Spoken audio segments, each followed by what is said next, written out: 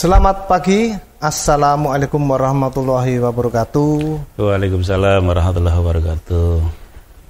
Selamat bertemu kembali di acara podcast dari Radar Tegal TV. Kali ini kita menghadirkan Kepala Dinas Kesehatan Kabupaten Tegal, Bapak Dr. Ruzaini SHMM, Pak. Betul. Dan kali ini kita akan bicara topiknya tuberkulosis, TB. Yang betul tuberkulosis apa tuberkulosis apa gimana? Bahasanya yang benar ini, Pak. Itu kadang-kadang kita kan ucapan-ucapan itu bahasa Latin sebetulnya, Pak. Sehingga sebetulnya kan tuberkulosis sebetulnya. Tuberkulosis. Iya, sebetulnya itu. Nah, itu yang pas. Nah, terus TB sama TBC bedanya sama, cuma beda C saja.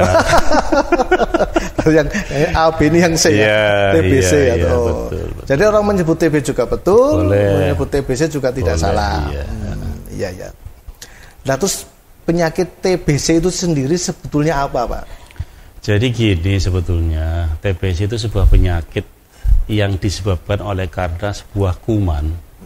Namanya kumannya itu Mycobacterium tuberculosis namanya. Berarti bakteri bentuknya? Bakteri, betul. Bakteri ini ya cukup khas sebetulnya karena dia punya kekhasan, salah satunya khasnya ada namanya kuman dorman, artinya menyimpan di sel, ini yang khas sebetulnya. Dorman itu berarti dia tidur itu atau bagaimana? Ya, tidur menyimpan diri di sel pada saat tubuh kita fit.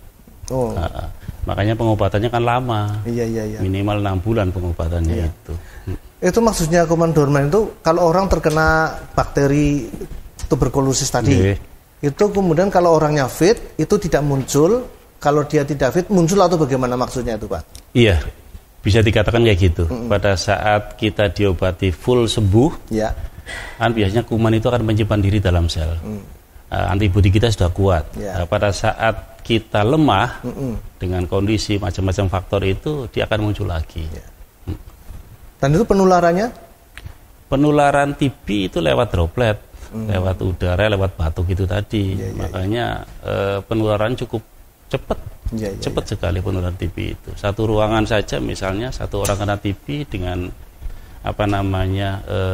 orang banyak di situ bisa kena semua.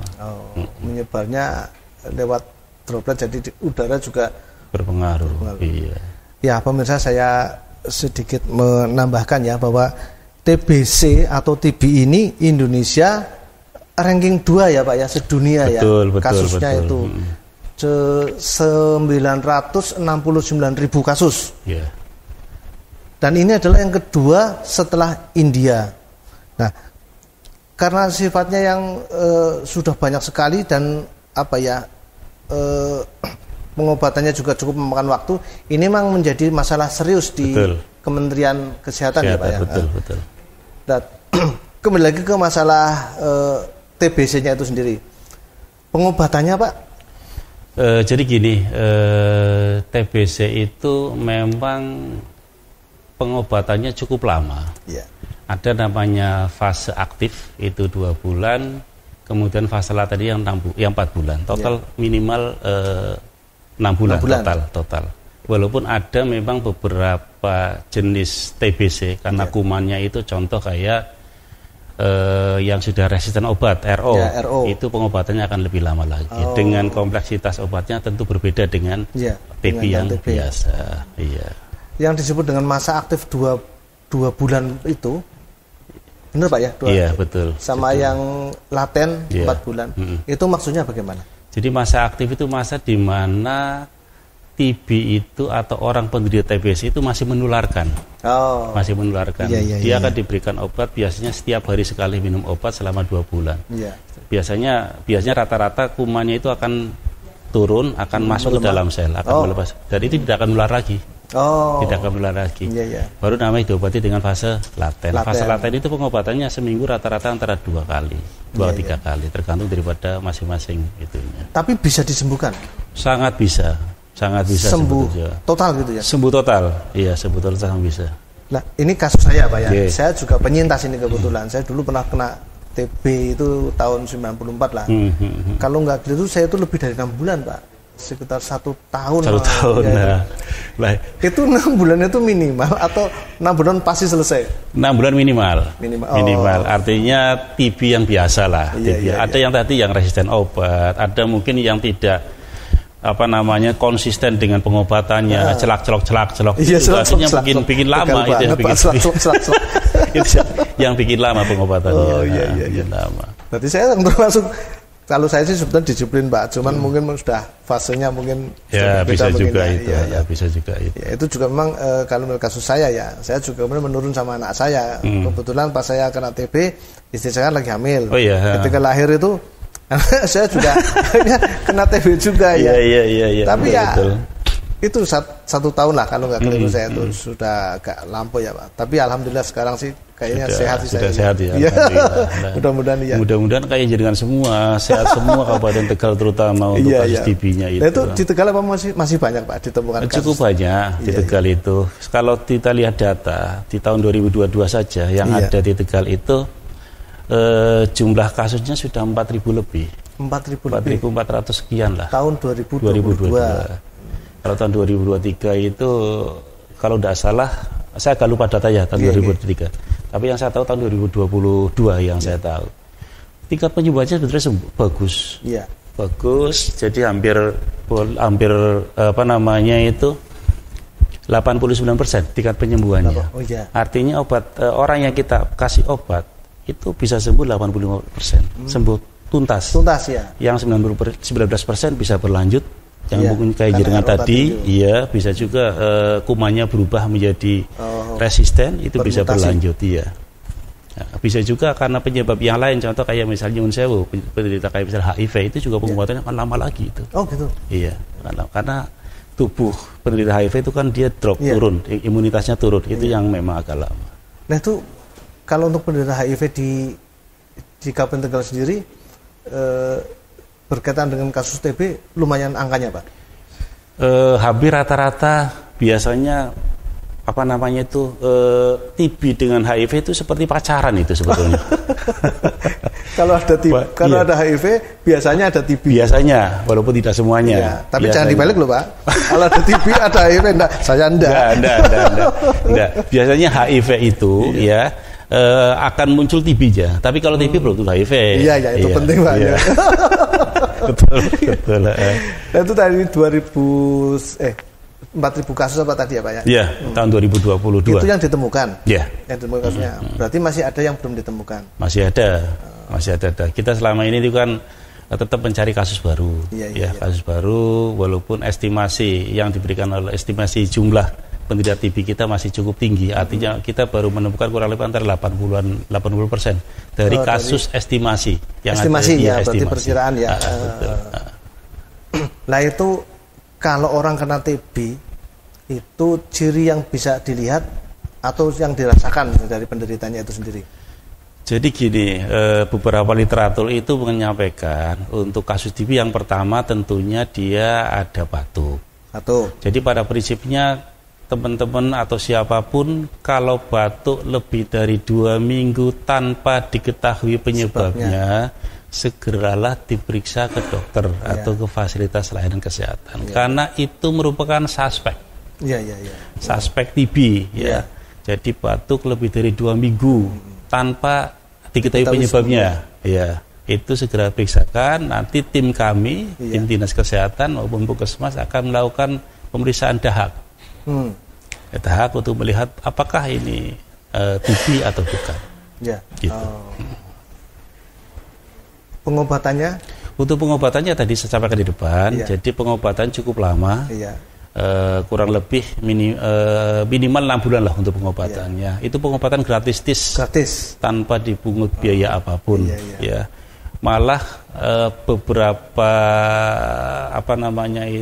CSR itu memberikan honor atau sebangsa perangsang untuk pendamping minum obat namanya PMO. Itu dikasih uang. Kenapa? Karena memang obatnya agak banyak sehingga butuh dan setiap harus diminum, dikontrol. Kadang-kadang itu kan namanya masyarakat jenuh minum obat selama sekian bulan akhirnya obatnya orang diminum diumpetaken. Iya. Akhirnya munculnya apa? Kuman yang tadinya mau mati hidup lagi. Iya betul. Itu yang akan lama-lama. Lah itu kan kalau melihat kasus TBC kan harusnya terus dicari ya Pak, karena ya, betul. Biar tingkat penyembuhannya nanti jadi. Betul. Tapi biasanya kan orang malu itu Pak, kalau kena TBC itu, mau ya Pak ya, kadang-kadang saya ketemu sama orang udah batuk-batuk, saya sarankan. Saya juga termasuk ikut aktif loh Pak. Ikut aktif, kalau ada orang batuk-batuk, coba sih kamu ke puskesmas diperiksa 6 bulan lah. Kalau TBC, kalau enggak kan enggak apa-apa gitu. Dan itu gratis. Saya selalu bilang itu, enggak usah diperintah sama Kadinkes, saya sudah jalanin itu. Betul. Cuman orang rata-rata kemudian, oh enggak, saya enggak apa-apa gitu. Nah itu. Ini yang stigma yang salah. Jadi stigma yang masyarakat itu harus dirubah. Justru malah kalau tidak berobat, kalau tidak diketahui berapa yang tertular. Iya, betul, mulai dari anaknya, istrinya, keponakannya, saudaranya, apa enggak kasihan itu. Iya, betul. Stigma itu harus dirubah. Bahwa TBC bisa diobati. Justru malah salah kalau tidak diobati, karena akan menular kemana-mana. Iya. Ya emang itu apa ya, orang kalau disebut kena TBC itu kayaknya itu stigma harus dirubah. Benar ya Pak ya? Harus dirubah, stigma harus dirubah.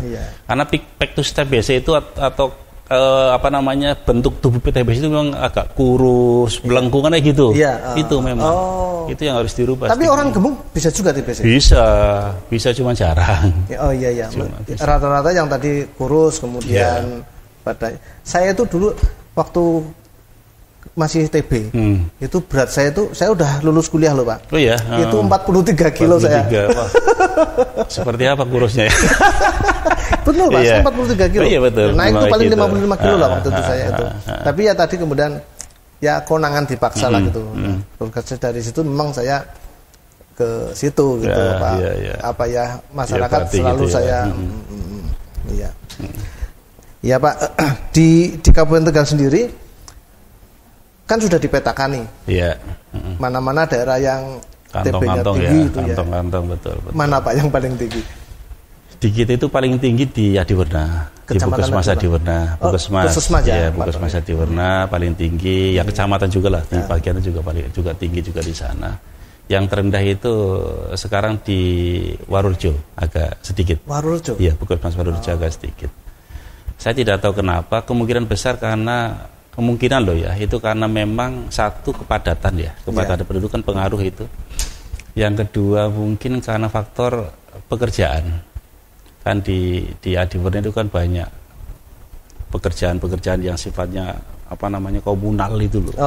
Itu kan pengaruh juga di situ. Iya. Kelihatannya pertanian itu. Ya. Sana lebih banyak pertanian, lebih banyak kena matahari kan gitu. Kalau di Adiwerna kan empet-empetan rumahnya, sirkulasi udaranya, matahari masuk juga. Karena kuman TB itu paling takut dengan matahari. Oh gitu. Iya. Paling berapa menit sudah mati dia kalau misalnya batuk kena sinar mati kan kayak gitu. Iya. Makanya kalau bisa batuknya di luar. Kalau tahu. Iya. Ya baik, kita break sebentar, nanti kita lanjutkan. Terima kasih.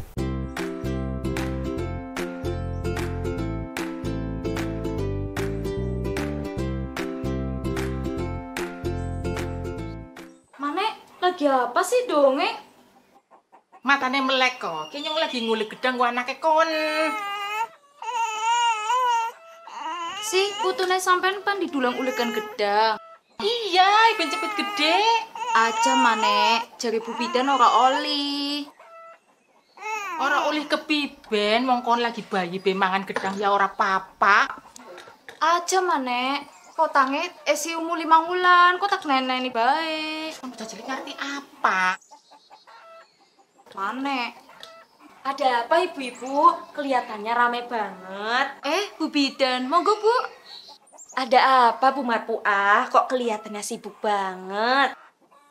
Cie Bu Bidan, nyong lagi panganan ku anake si Pero. Asi ibunya kan cukup Bu. Mboten usah dikasih makanan lain. Engko kering oyok-oyokan karo bapane. Manek, ngawur sih ada ngomong. Boten Bu, adik bayi sampai usia 6 bulan nggak boleh dikasih makanan lain selain air susu ibunya aja. Namanya ASI eksklusif. ASI manfaatnya apa? Suka dinen gedang, ben cepet gede. ASI eksklusif itu banyak banget loh Bu manfaatnya. Yang pertama nih ada manfaat untuk bayi. ASI mengandung semua zat gizi yang dibutuhkan oleh bayi.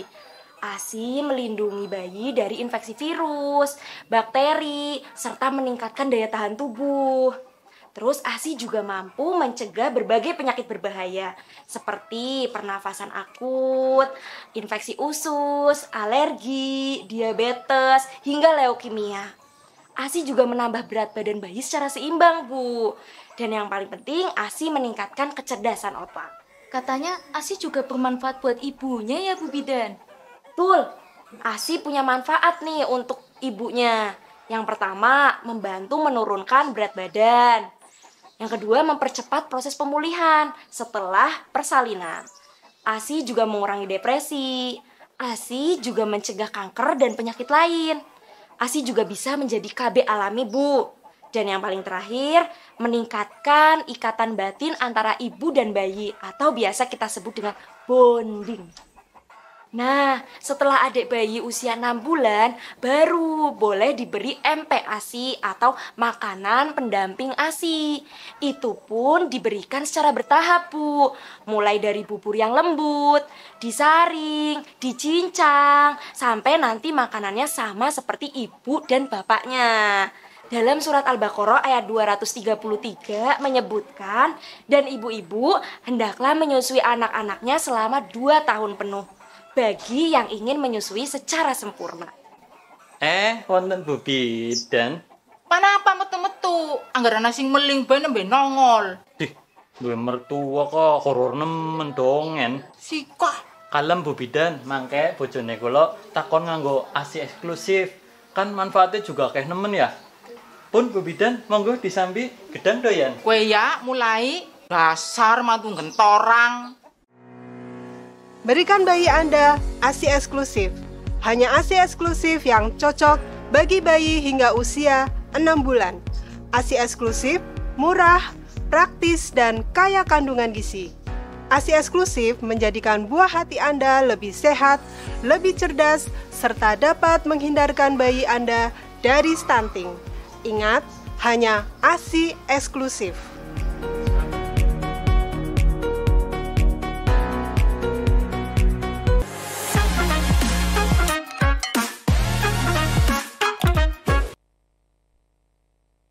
Pak Kepala Dinas Kesehatan Kabupaten Tegal. Pak. Ya. Wah, apa nih ya? Saya kok ngeblank nih, Pak. Tadi berkutat pada masalah wilayah yang terbesar Adiwerna gitu ya. Iya. Nah, itu kan masalah TB itu kan tidak bisa ditangani satu pihak. Stakeholdernya kan banyak ya. Selain masyarakat kan berarti kalau pemerintah itu kan punya OPD namanya Pak ya. Betul. Itu sejauh ini bagaimana keterlibatan dari stakeholder? Betul. Jadi memang penderita TBC atau penderita TB itu kita Dinas Kesehatan sendiri jelas tidak mungkin. Ya. Yang pertama tentunya peran masyarakat, ya peran masyarakat baik itu tingkat kelurahan, mulai dari Pak Lurah, Pak RT, Pak RW maupun tokoh masyarakat di sana. Pamong desa di sana, para ustadz, para kiai di sana, para dai di sana menyampaikan itu bahwa betapa pentingnya kita itu men-screening, men-screening apakah warga kita itu ada kuman TBC atau tidak. Setelah ada, tentunya kita obati.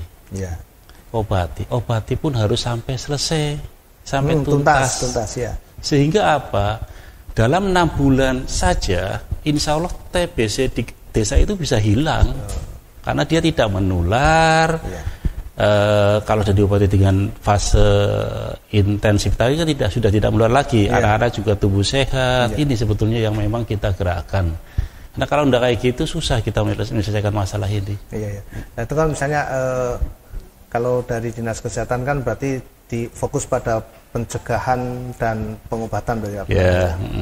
Kalau dari dinas lain Pak misalnya keterlibatannya ada enggak? Betul, kayak Pak Permades terutama tentunya tentunya itu kan beliau yang punya desa-desa itu bisa woro-woro lah sosialisasi lah woro-woro, kemudian Kominfo itu juga berpengaruh di situ. Bapeda terkait dengan anggaran kan juga berpengaruh di situ. Banyak OPD yang terlibat sebetulnya. Kalau kita itu kayak bareng-bareng mengangkat kasus ini seperti kasus-kasus lain insya Allah bisa selesai. Sebetulnya sih pribadi saya optimis Pak. Maksudnya begini, kemarin HIV saja kayak apa? Itu masyarakat semuanya bergerak semua Pak ya, dan betul. Hanya berapa tahun Indonesia kan luar biasa sekali itu. TB mestinya wong. Kayaknya tidak serem apa kemarin COVID ya Pak. Tapi ini kayaknya lama mungkin ya karena stigma yang keliru tadi itu ya. Betul. Nah Pak, tadi berkaitan dengan peran serta tadi itu, saya dengar katanya mau ada desa siaga TBC ya. Itu sudah ada atau konsepnya bagaimana? Jadi gini, desa siaga TBC itu kita akan rencanakan di Kabupaten Tegal. Ini baru Trukah. Baru mulai konsep. Bahasa Indonesia Trukah itu apa Pak? Trukah itu baru memulai. Baru mencingis. Kemarin kita sudah rapat dengan beberapa lintas sektoral, kita ajak diskusi di situ. Kemudian kita sampaikan konsep Dinas Kesehatan untuk membuat sebuah desa siaga TBC tadi.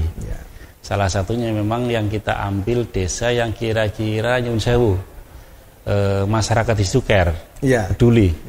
Karena kalau sudah Trukah tidak peduli kan repot ya. Kita peduli dulu, satu desa yang kita ambil, kemudian kepala desanya, kecamatan juga mendukung, akan kita coba di sana. Jadi pilot project berarti ya. Betul. Nanti kalau di situ ternyata hasilnya bagus, ini kan hanya pertama ya. Bagus, kita akan cobakan di beberapa desa. Beberapa desa mungkin tiap kecamatan satu semua. Kalau sudah seluruhnya kita kembangkan lagi, di tiap desa itu kita kembangkan lagi. Tapi yang mau jadi pilot project itu sudah ada apa masih dalam konsep ini Pak? Sudah. Kita akan coba di Margasari. Desa Margasari. Iya, Apa seluruh desa di Kecamatan Margasari? Enggak, hanya satu desa dulu. Satu desa dulu. Karena biayanya cukup besar. Iya betul. Biaya cukup besar, kita harus menggaungkan itu ke masyarakat di situ kan cukup energinya semua bisa gitu. Tapi itu kan berarti ada penganggaran Pak di situ di dalamnya. Ada, tetapi insya Allah nggak terlalu banyak. Insya Allah kita libatkan anggaran dari Dinas Kesehatan, kemudian kita coba di anggaran DD ya, dana desa kita coba ke sana. Kan sebetulnya tidak terlalu banyak karena obat dari kita, tes dari kita semua, dari Dinas Kesehatan, kemudian SDM dari kita, nanti libatkan Puskesmas sama bidan desa. Hanya sebetulnya agak banyak itu bagaimana masyarakat gelem mau datang. Itu. Berarti biaya oprak-oprak ya nih ya? Iya, betul. Iya, sosialisasi. Ini sosialisasikan, pokoknya setiap warga masyarakat yang batuk lebih dari 2 minggu tanpa sebab yang jelas datang. Kita lakukan cek di situ. Lebih kepada sosialisasi ya. Iya, dan nggak sakit ceknya, cuma cek dahak-tok kan nggak terlalu nggak sakit. Nggak sampai di kayak COVID kemarin. Enggak dirokok itu enggak. Ini berarti tesnya cuma dahaknya diambil, kita dibawa ke laborat gitu. Kita diperiksa, ternyata dapat segini, obati seluruhnya. Baik anak, remaja, orang gitu. Pokoknya satu lingkungan itu. Satu desa kita obati semua. Kita pantau di situ betul. Iya.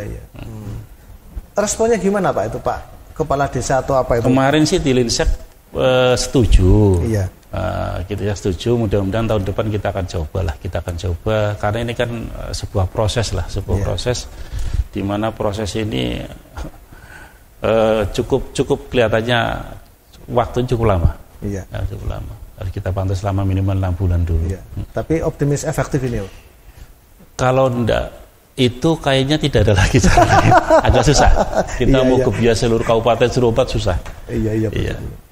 Tapi itu kayak gunung es Pak ya, kayaknya ya. Betul. Jadi gini Pak, nyun sewu, TBC itu penularannya itu yang unik. Artinya gampang sekali nular. Contoh misalnya beginilah. Makanya saya sampaikan kemarin ke teman-teman program, ayolah coba dikomunikasi dengan Disnaker Trans. Tenaga kerja itu ada salah satu syarat. sebelum diterima menjadi pekerja di perusahaan A, maka wajib dilakukan pemeriksaan TCM, tes TB. Sehingga dipastikan bahwa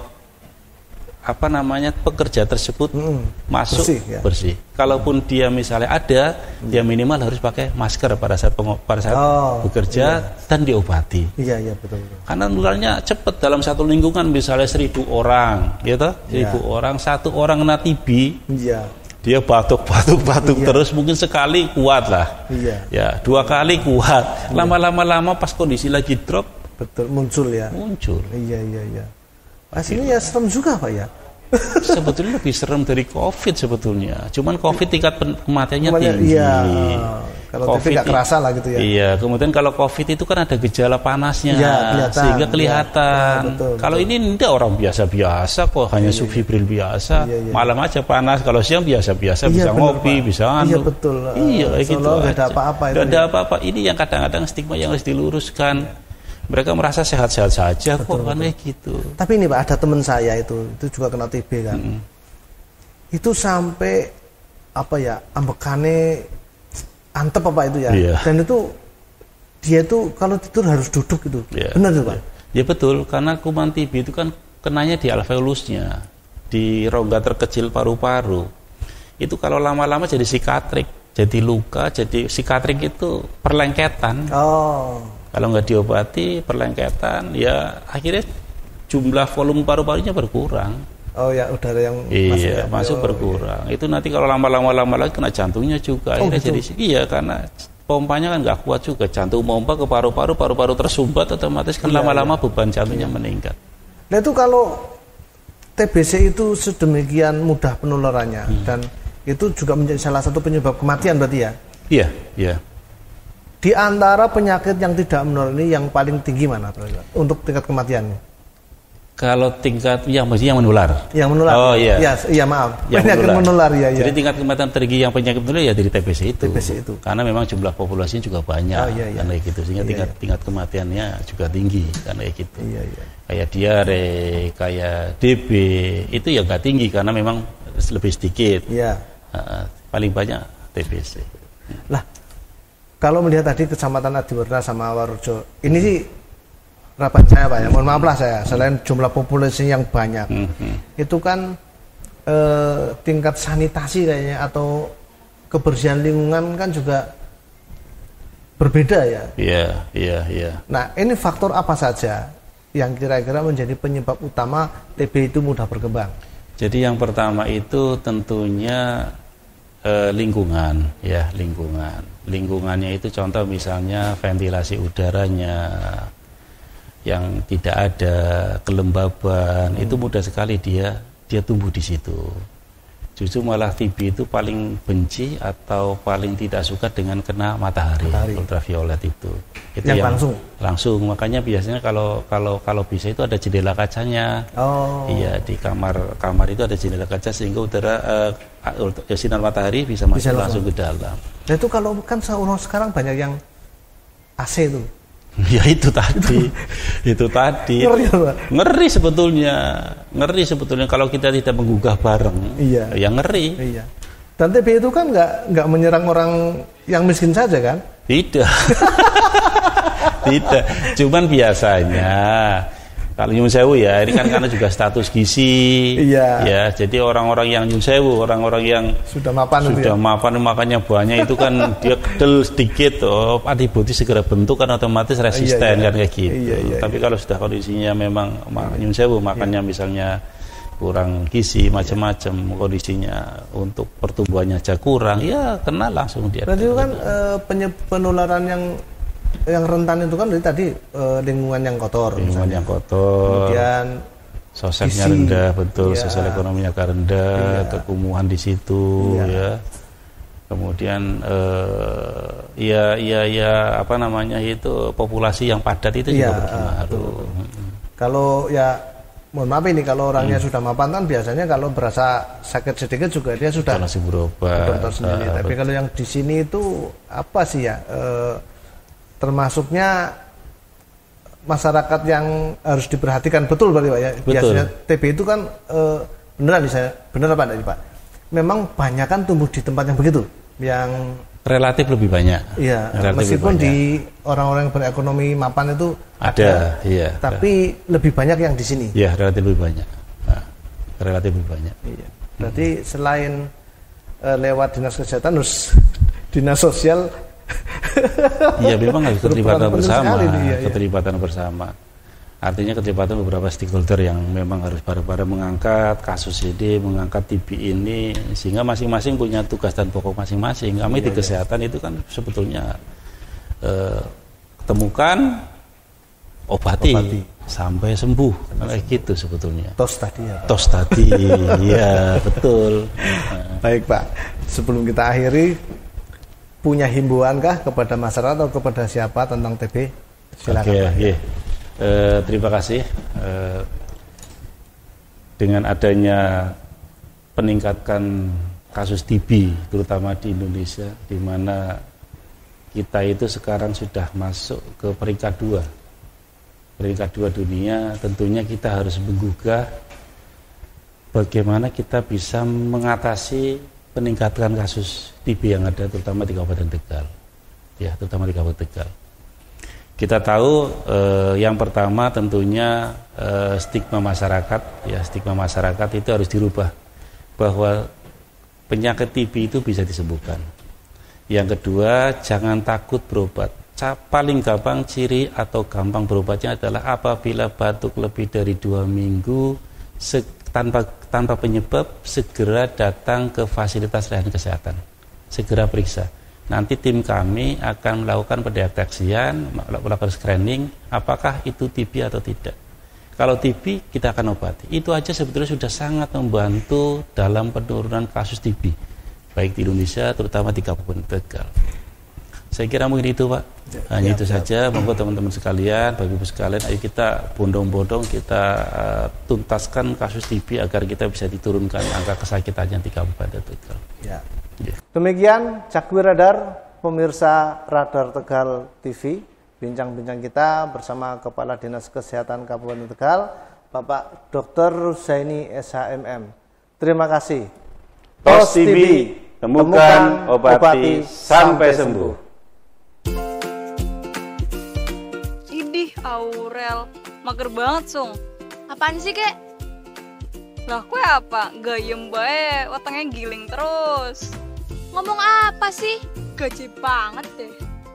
Yang enggak, Rel. Aku tuh sebagai teman yang baik hati gak mau sahabatku yang paling cantik sebumi ini tuh badannya melar kayak galon. Terus muncul di berita ada anak yang dulunya cantik sekarang kayak boyan gara-gara obesitas.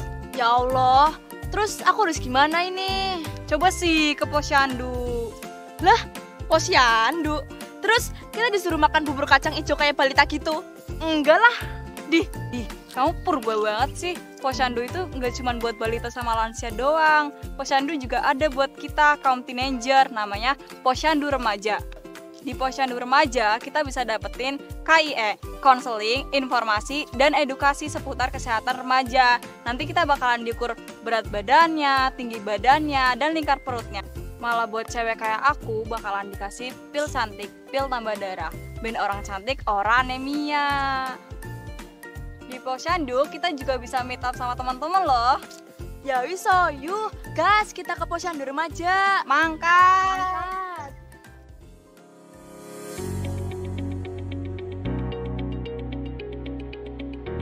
Posyandu Remaja adalah pos pelayanan terpadu untuk remaja.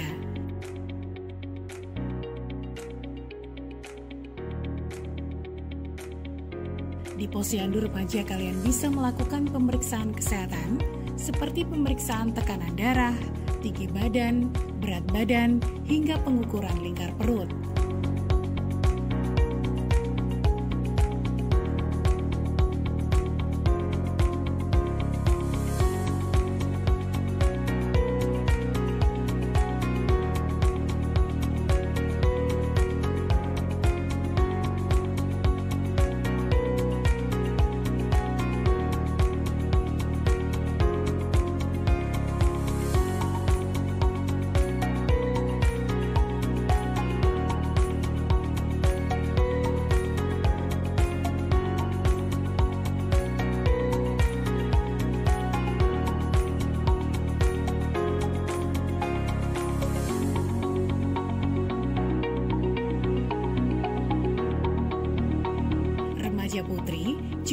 mendapatkan pil cantik, tablet tambah darah, ben orang cantik, ora anemia.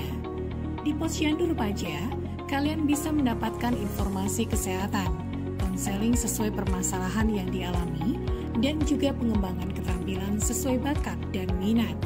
Di Posyandu Remaja, sambil meet up, para remaja diberikan kegiatan pengembangan keterampilan dan seni. Semuanya gratis. Remaja sehat, Indonesia kuat. Ya, adik-adik remaja yang ada di wilayah Kabupaten Tegal yang saya cintai dan saya banggakan. Alhamdulillah di wilayah Kabupaten Tegal ini di seluruh desa dan kelurahan itu sudah ada Posyandu Remajanya. Dan Posyandu Remaja ini merupakan wadah partisipasi aktif dari adik-adik semuanya. Maka dari itu kami dari Dinas Kesehatan Kabupaten Tegal beserta dengan jajarannya dalam upaya untuk menurunkan angka kematian ibu, angka kematian balita dan juga stunting, kami mengajak adik-adik semuanya untuk bisa datang ke Posyandu Remaja. Semoga nanti adik-adik yang bisa datang ke Posyandu Remaja itu kelak akan menjadi remaja yang sehat, remaja yang kuat, remaja yang produktif dan kelak menjadi remaja idola.